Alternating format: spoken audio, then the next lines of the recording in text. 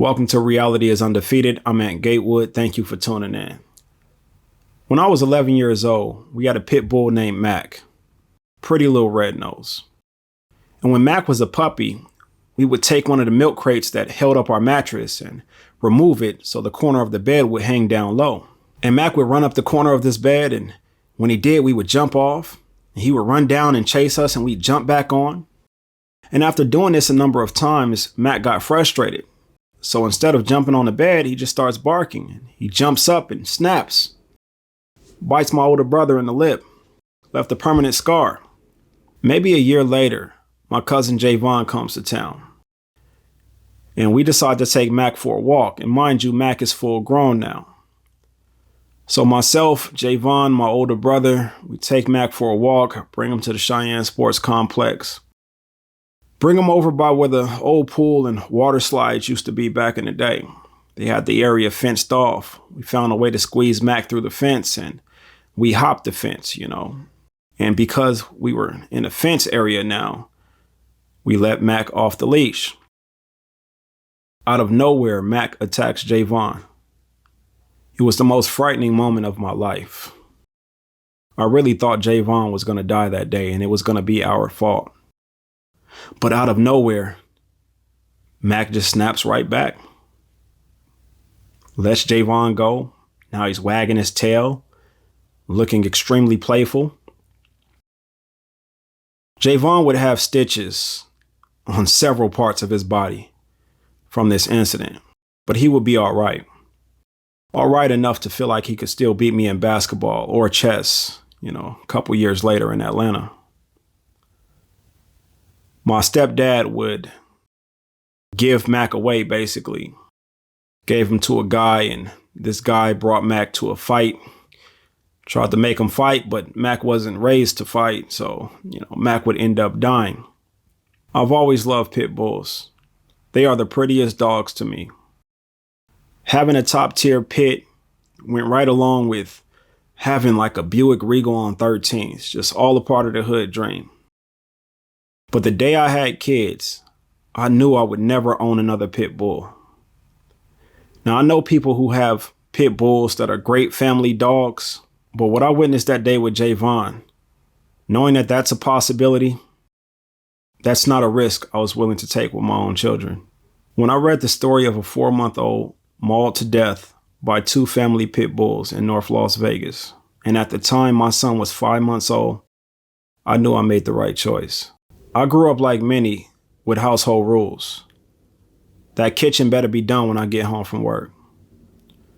Don't go outside without that homework being done. Be your ass in this house by the time it get dark. You ain't getting nothing to drink until you finish all your food. By the time I was 16, I had grown out of all of that. I could pretty much do whatever I wanted to do. Come and go when I please. Didn't have any household chores.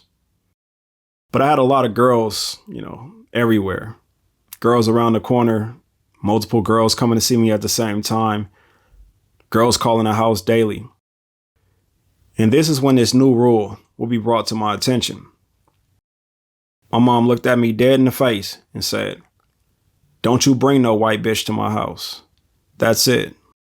That's the one rule that at 16 years old, I had to adhere to. And at the time, it just sounded like some bitter black woman shit. So even though I didn't bring one home, I still found myself poking on a few. I guess the trouble that I had back then is that my mom was telling me one thing, despite the fact that the man I called my uncle had a white wife, who I called my aunt, who was very active in my life and who I love. As a kid, she made me cookies on my birthday every year, and I really used to look forward to them.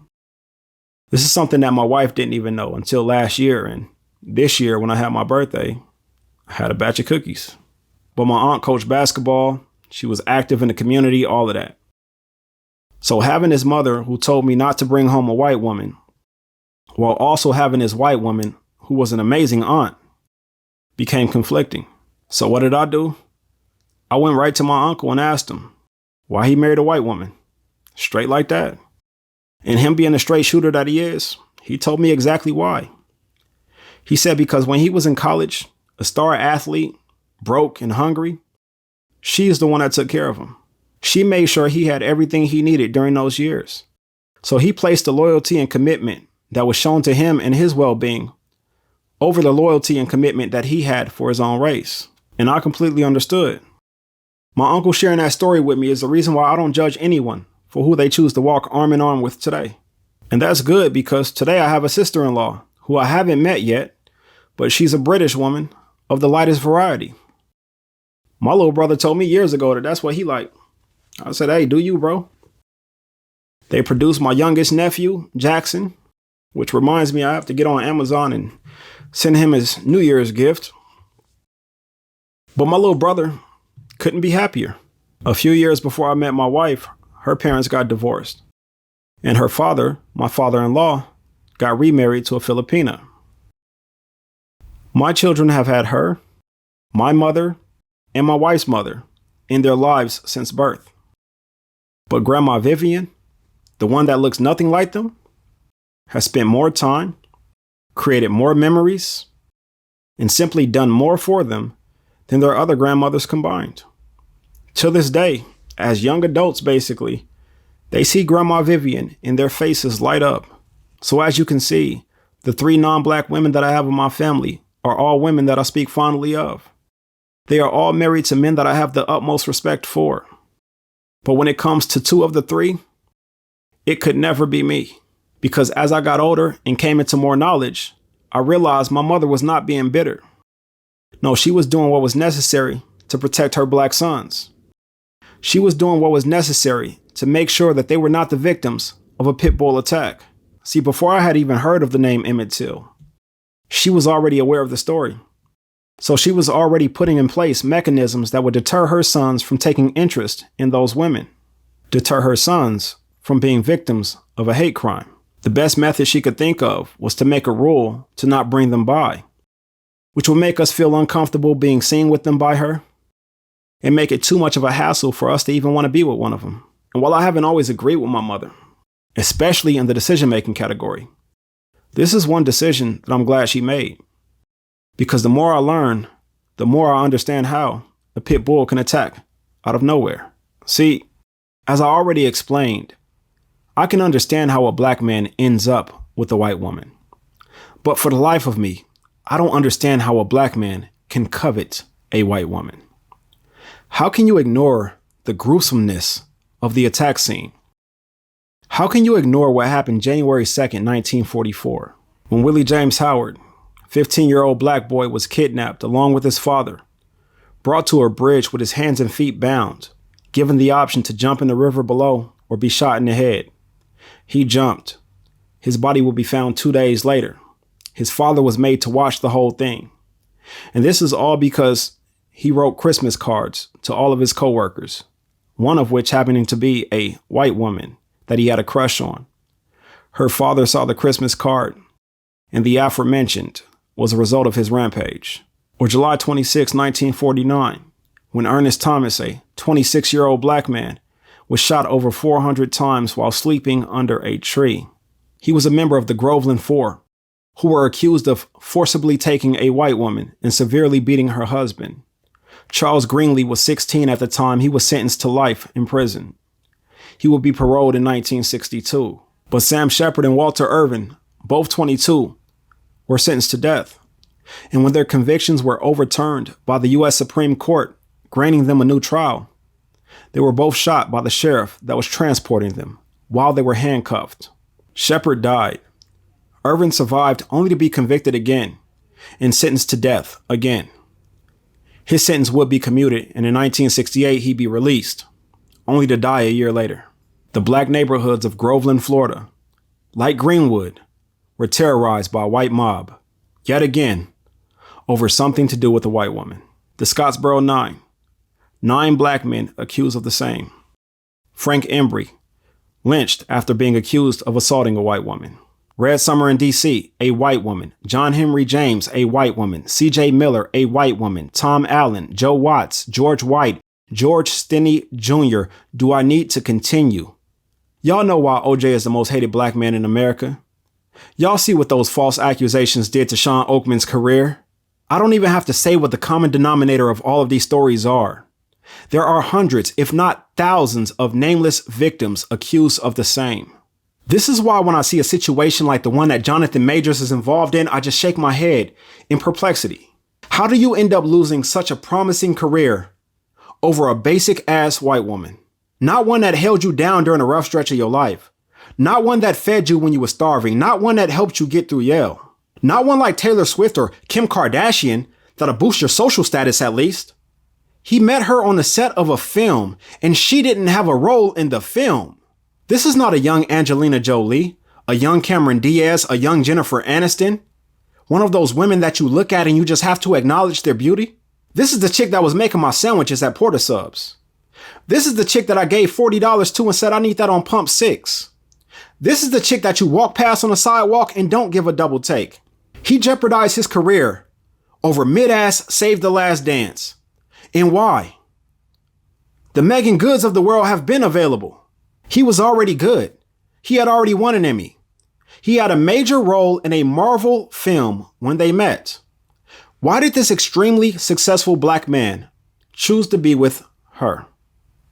Should I answer? Now I can be as off as the daylight at midnight. But in my opinion, he chose her because for some black men, a white woman is the ultimate trophy. It doesn't matter which one they have. As long as they have one, they'll feel accomplished. Now, I really hope that this brother is able to rebound his career. And if not, I'm sure he'll find something to be successful at because his success was not an accident. He put in that work. I don't wish anything negative on him, but we have to understand that he put himself in this position. This is what I mean when I say we have all the information available to us and we still walk into the trap. In fact, this was the last example I used in that video titled "Systemic Racism Has Been Alive and Well for Centuries and Black People Continue to Walk into the Trap." But as with every other situation, I found myself asking more questions. Like, why does a successful black man covet every woman except the one that was made from his rib? The black man in America doesn't have his own land, his own language, his own identity, his own government, nothing. That man has gone without everything except a woman. He has always had his own woman, a woman that went through the fire with him. And when he was weak and fell, she was the inspiration that gave him the strength to stand back up and continue on his journey. And though she wanted to fall too, she stood by him step by step, not knowing the route to their destination, just knowing that wherever he led them, they were either going to get there or fall short together. That woman has always fought for us. Look at why Dorothy Malcolm and Mae Murray Dorsey were killed. Then ask yourself what a ride or die looks like. They worked the same fields for the same amount of hours. They received the same amount of lashes.